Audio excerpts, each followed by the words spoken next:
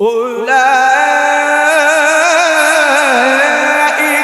কাল-আনআম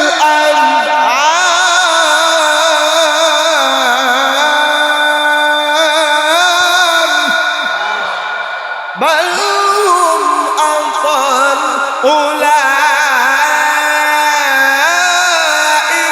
হুমুল গাফিলুন।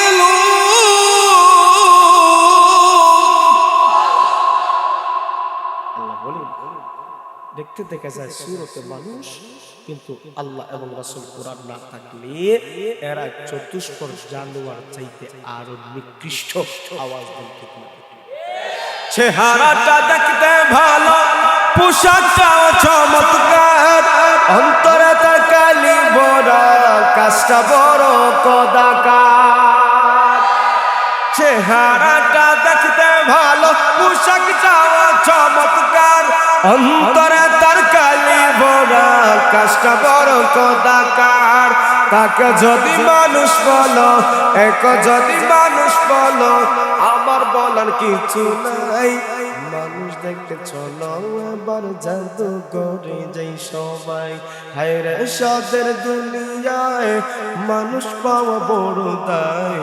মানুষ দেখতে চলো এবার জাদু করে যাই সবাই। রাস্তাঘাটে যায় না চলো এই মানুষের ভিড়ে, আবার ওই ভিড়ের মাঝে কেহ অন্যের পকেট মারে। পকেট মারে কথা বলে। তাকে যদি মানুষ বলো, এক যদি মানুষ বলো, আমার বলার কিছু নাই। মানুষ দেখতে চলো এবার জাদু করে যাই সবাই। চেহারা সুরতে মানুষ, কিন্তু প্রকৃতপক্ষে আসল খাঁটি মানুষ হতে পারে বেজাল আসেনি। মাথায় টুপি, মুখে দাড়ি, দরুজ দেখো বেশ, খুঁজা দেখো ভালো জিনিস, কবি হইল শেষ। 14 বেশে মসজিদে ওই ঘোরা ফেরা করে, সুযোগ পাইলে মুসল্লিদের জুতা চুরি করে। কথা বলে ঠিক না বেটি?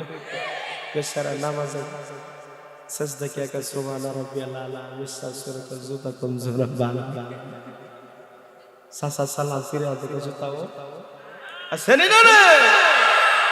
14 বেশে মসজিদে ওই ঘোরা ফেরা করে, সুযোগ পাইলে মুসল্লিদের জুতা চুরি করে। থাকতে হবে ওদের করে, সাবধানে নজর করা, ভেজাল কোনটাতে আছে যায় না সহজে ধরা। এজন্য আমরা সর্ব অবস্থায় মানুষদেরকে সচেতন করতে চাই। ঈমান রক্ষার জন্য আমরা সচেতন করতে চাই, মানুষের দামি জিনিসও বাঁচানোর জন্য সতর্ক করতে চাই। আওয়াজ দেন ঠিক না? চেহারা সুরতে আকৃষ্ট মানুষ হবে, কিন্তু প্রকৃতপক্ষে আল্লাহর কাছে মানুষ হতে হলে ঈমান ছাড়া এবং কোরআন ছাড়া দামি মানুষ হওয়া যায়। এই জন্য মক্কার লোকেরা ডাকতে কয় মুহাম্মদ, আমাদের একটা পরিচয় আছে, আমাদের একটা পরিচয়। তুমি তো রহমান নামে, তুমি তো আল্লাহ নামের কথা বলো, তোমার রবের পরিচয় কি, তোমার রবের গুণ কি একটু আমরা শোনাও। আল্লাহ নবী মায়ার নবী, আমার আপনার নবী মায়ার নবী, আমার আল্লাহর পরিচয় তুলে ধরেছেন, রহমানের পরিচয় তুলে ধরেছেন। তারপর মক্কার বেঈমানরা আল্লাহ নবী মায়ার নবী কথা মানে না, ঈমান আনে না। আল্লাহ তাআলা ওই মুহূর্তে পয়গম্বরকে কোরআনে আয়াত নাযিল করে জানায়া দিলেন, নবী গো, মক্কার বেঈমানরা আপনাকে প্রশ্ন করেছে আমার রবের পরিচয় জানার জন্য, রহমানের পরিচয় জানার জন্য। বিভিন্ন ভাবে আপনার প্রশ্ন করে আপনার রবকে, আপনার রবের পরিচয় কি আপনাকে প্রশ্ন করে, অথচ তারা জানে, তারা বুঝে, বুঝার পর জানার পর আল্লাহ মানে না, আপনার উপর ঈমান আনে না। ওগো পয়গম্বর, আমি আল্লাহ সূরা রহমানের প্রথম দিকের কিছু আয়াত আমি আল্লাহ নাযিল করলাম। তারা যেহেতু প্রশ্ন করেছে, আমি আল্লাহ আপনাকে আমার পরিচয়টা আমি এভাবে দিতে যাই।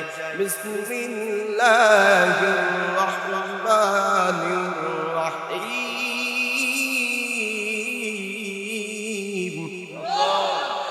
الرحمن علم القرآن خلق الإنسان علمه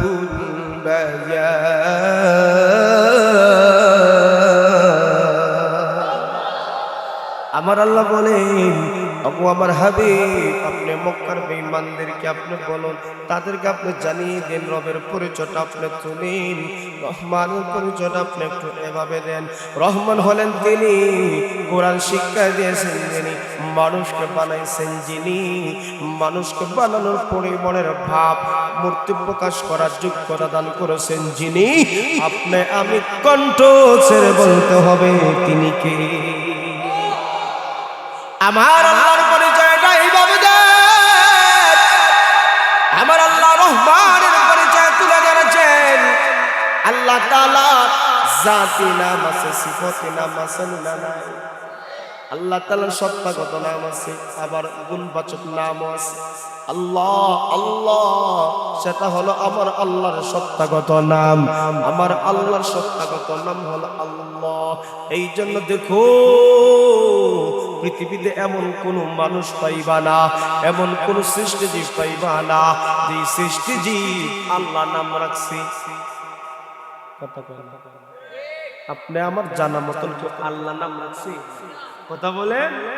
পৃথিবীতে এমন কেউ নাই যে আল্লাহর মানে এবং আল্লাহর মানে না। আমার আল্লাহর সত্তাগত নাম কেউ রাখে না, আমার আল্লাহর সত্তাগত নাম আছে। এই জন্য আল্লাহ শব্দ, আল্লাহর নাম কেউ রাখে না, কেউ রাখতে পারবে না। আমার আল্লাহর সত্তাগত নাম এটা রাখা যায় না, এটা রাখা যায় না। 3 নম্বর হলো আমার আল্লাহর গুণবাচক নাম আছে, সিফাতে নাম আছে। আব্দুর রহমান, আব্দুল মান্নান, আব্দুল হান্নান, কথা কোন ঠিক না ঠিক? রহমান, রহিম, হান্নান, মান্নান, সত্তার, এইভাবে আমার আল্লাহর অসংখ্য অগণিত সৃষ্টিজীব, অসংখ্য অগণিত গুণবাচক নাম। এই নামগুলো বান্দা তুমি পারে রাখতে পারো, তবে রহমান নাম রাখতে পারবা না, ডাকতে পারবা না। যদি রাখো তাকে রাখতে হবে আব্দুর রহমান, কথা বলতে গেলে রহমানের গোলাম তুমি সরাসরি রহমান হতে পারো না, তুমি রাজ্জাক হতে পারো না। রাখতে হলে আব্দুর রাজ্জাক, ডাকতে হলে আব্দুর রাজ্জাক, কথা বলতে গেলে আমার আল্লাহর গুণবাচক নাম একটা হলো রহমান, আরেকটা হলো রহিম। অসংখ্য অগণিত গুণবাচক নামের মধ্যে 2টা নাম হলো, এই 2টা নামের অর্থবহ আছে, ব্যাখ্যা আছে। আল্লাহ তাআলা দুনিয়ার ক্ষেত্রে আমার আল্লাহ একটা গুণ, একটা দয়া আমার আল্লাহ অর্পণ করে দিয়েছেন। যারা আল্লাহর মানে তাদেরকেও আমার আল্লাহ দেয়, যারা আল্লাহর মানে না তাদেরকেও আমার আল্লাহ দয়া করে কি করে। আর জোরে কোন না, যারা হিন্দু আছে, বৌদ্ধ আছে, খ্রিস্টান আছে, আমার আল্লাহর ডাকে না, আমার আল্লাহর মানে না, তাদেরকে আমার আল্লাহ লালন পালন কি করে না। আওয়াজ দেন, এবার লক্ষ্য করে দেখেন, আল্লাহ তাআলা বলেন তামাম দুনিয়াবাসীর জন্য, তামাম দুনিয়াবাসীর জন্য, সকল সৃষ্টিজীবের জন্য আমার আল্লাহ একটা দয়া, একটা মায়া ফেল করে দিয়েছেন, সেটা হলো রহমান।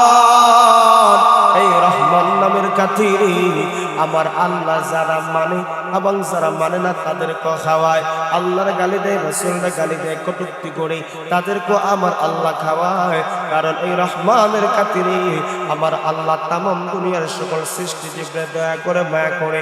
এটা হলো দুনিয়ার ক্ষেত্রে আমার আল্লাহ এই দয়াটা করবেন, মায়া করবেন।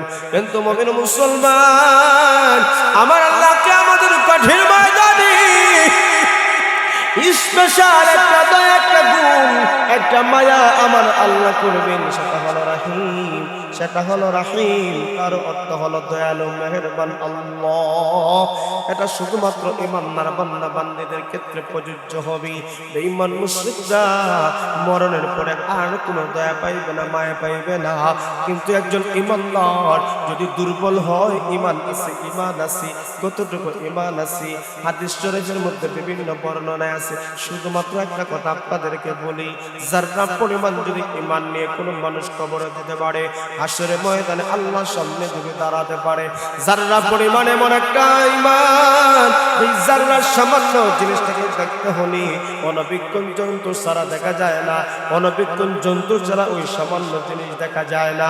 আমার নবী মায়ার নবী বলেন, সামান্য পরিমাণ ঈমান নিয়ে তুমি যদি কবর দেশে যেতে পারো, একটা সময় আমার আল্লাহ তোমারে শাস্তি দিয়া দিয়া ওই রাহিম নামক দয়ার গুণে মায়ায় আমার আল্লাহ এই দুনিয়ার সমান, এই দুনিয়ার 10টার সমান একটা জান্নাত উপহার দান করবে। কত দয়া, কত মায়া আল্লাহ, কত দয়া রাহিম আল্লাহ। এই রহমান রাহিমকে আমরা ভুলে গেলাম। মক্কার বেঈমান মুশরিকরা আমার রবের পরিচয় জানে না, রহমানের মায়া জানে না, পরিচয় জানে না, জানিয়েও না যারা বান ধরেছে। কথা বল ঠিক না ঠিক?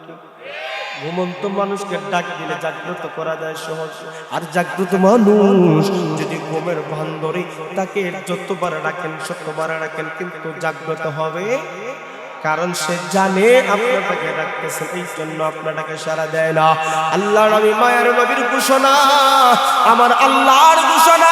ওই বেঈমান মুশরিকরা জানে, বেঈমান মুশরিকরা বুঝে, তারপরও জানে বুঝে আমার আল্লাহর পরিচয়টা ভালো করে জানে, তারপর কেন মানে না? একটাই কারণ হইল, আমার নবীর যদি মাইনা ফেলে তারা ক্ষমতা হাত থেকে চলে যাবে। এই জন্য তারা মানে না আমার নবীর। শুধু মানো তো মানে নাই, এই জন্য 24টা ঘন্টা কোরআনকে মিটিয়ে দেওয়ার জন্য, কোরআনকে নিবানোর জন্য, দিনকে মুছে ফেলার জন্য ষড়যন্ত্র করত, চক্রান্ত করত। 24টা ঘন্টা একটাই ফিকির, একটাই ফিকির। আমার আল্লাহর ঘোষণা হইল, আমার আল্লাহ যে আলো জ্বালাইছে, এই আলো নিবানোর শক্তি পৃথিবীতে কারো নাই। আওয়াজ দেন ঠিক না ঠিক মুসলমান? আমার আল্লাহ যেই আলো পৃথিবীতে জ্বালিয়েছেন, কারো কোনো শক্তি নেই, কারো কোনো ক্ষমতা নেই। দেখতে দেখে যায় শক্তিধর, ক্ষমতাধর, ঈমান নেই, ইসলাম নেই। আমার আল্লাহ বলেন, ঈমানদাররা তোমরা ভয় করিও না, টেনশন করিও না, ঘাবড়িয়ে যেও না। আল্লাহ সুযোগ দে, একটু ঢিল দে, যখন ছোটার কোনো সুযোগ। কথা বলে ঠিক না ঠিক? কত ক্ষমতাধর ব্যক্তিকে আমার আল্লাহ ক্ষমতাচ্যুত করেছেন। কত শক্তিশালী পাহাড় বল ক্ষমতাধর ব্যক্তিকে আমার আল্লাহ জুতা পূজা করাইছেন। কথা